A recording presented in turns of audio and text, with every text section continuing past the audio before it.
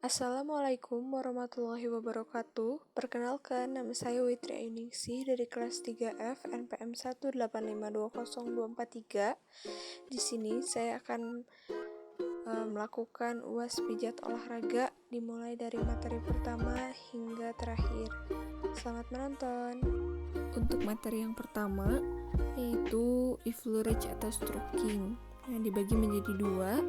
Yang pertama adalah superficial stroking atau elusan lembut pada permukaan kulit sehingga mempunyai pengaruh menenangkan atau sedatif dan tidak ada tekanan. Nah, di sini harus menggunakan telapak tangan. Selain itu, ada deep stroking, itu menggerakkan atau menggerus ke arah pusat sentripetal secara kontinu. Nah, di sini Witri juga bakal ngejelasin apa itu eFluoride. eFluoride itu teknik massage yang biasanya digunakan di awal atau di akhir pemijatan. Pelaksanaannya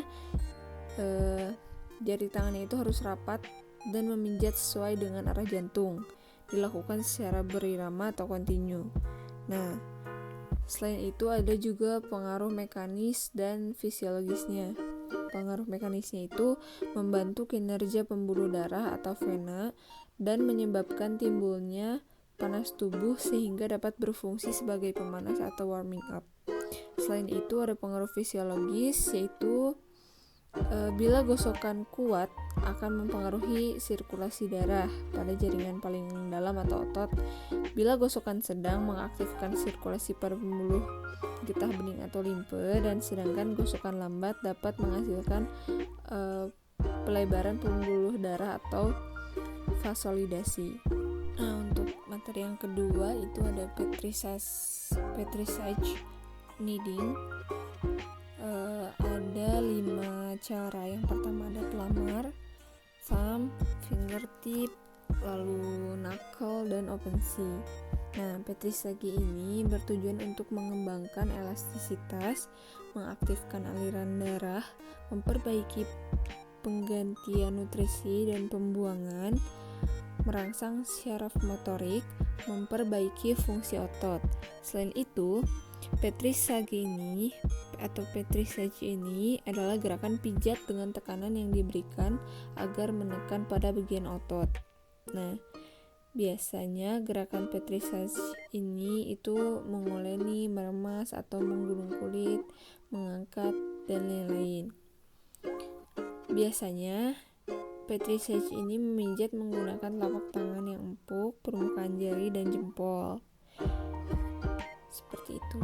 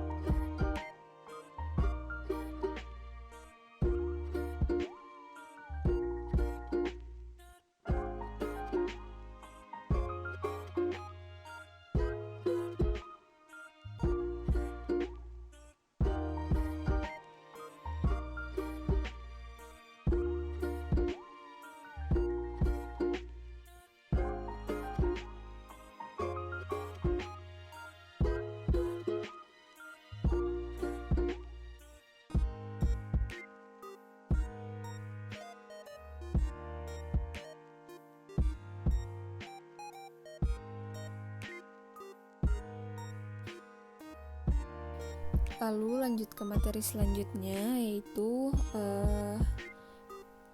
tap movement atau percussion atau pukulan.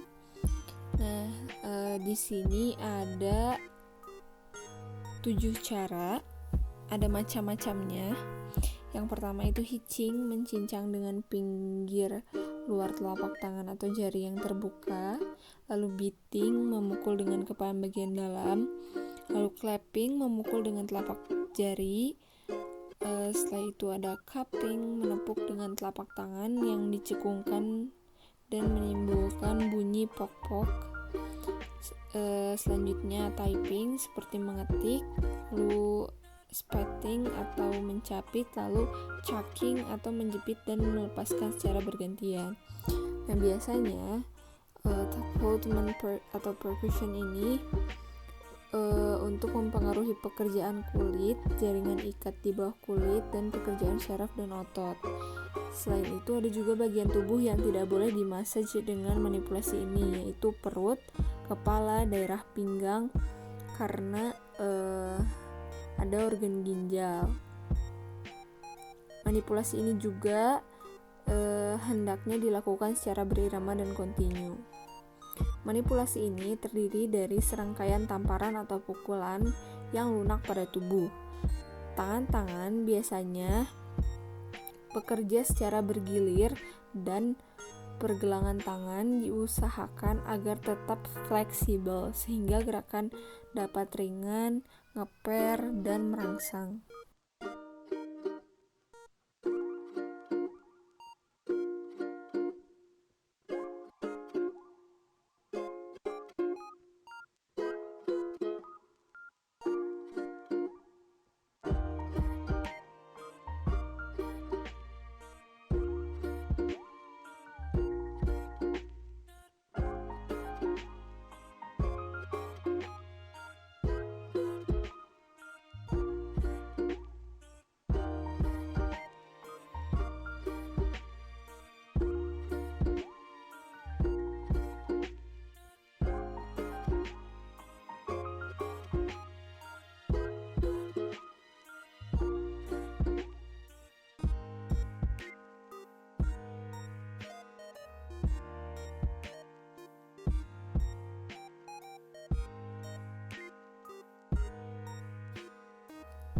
Materi selanjutnya yaitu tentang massage, vibration, dan shaking.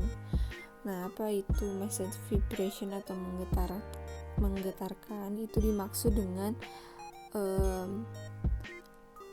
halus merangsang syaraf vegetatif pada alat-alat dalam melalui luar. Tujuannya itu untuk mempengaruhi alat-alat yang penting.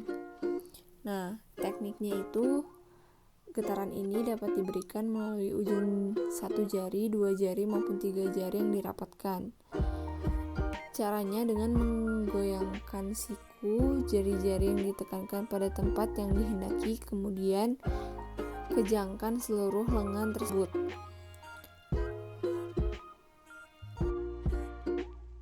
Selanjutnya itu ada shaking atau menggoncangkan. Shaking itu menempatkan bangunan-bangunan di bawah kulit, contohnya seperti otot, pembuluh darah, atau persyarafan pada tempatnya masing-masing.